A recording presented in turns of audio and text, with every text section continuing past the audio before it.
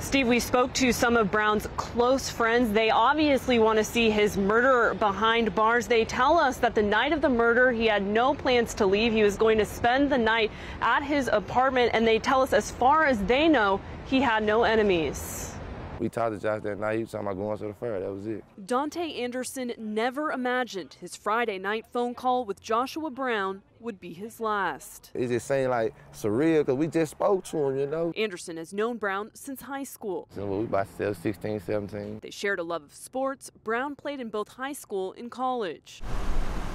Around 10:30 p.m. Friday, police arrived at Brown's apartment complex Altera to find him in the parking lot with multiple gunshot wounds to his lower back. Just days prior, please state your name for the record.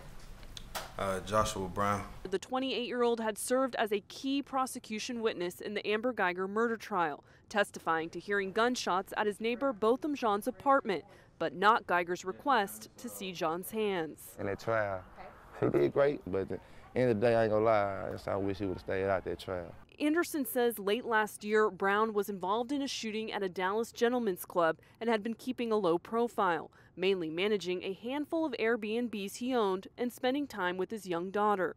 However, Anderson says he was always there for his friends. I do tattoos, so I did a couple tattoos on Josh. He hit me out, telling me I need to do this with my business, that and that. Me and Josh had a bunch of conversations that I'm gonna miss. He wonders why this had to happen. There wasn't no enemies, there wasn't no time to make enemies. Josh's heart touched a lot of people, you know what I'm saying? And when you lose somebody like that, you know what I'm saying, a little piece of everybody he touched, you know what I'm saying, gone too.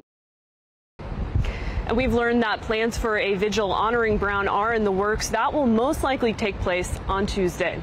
Live in Dallas, Aaron Jones, CBS 11 News.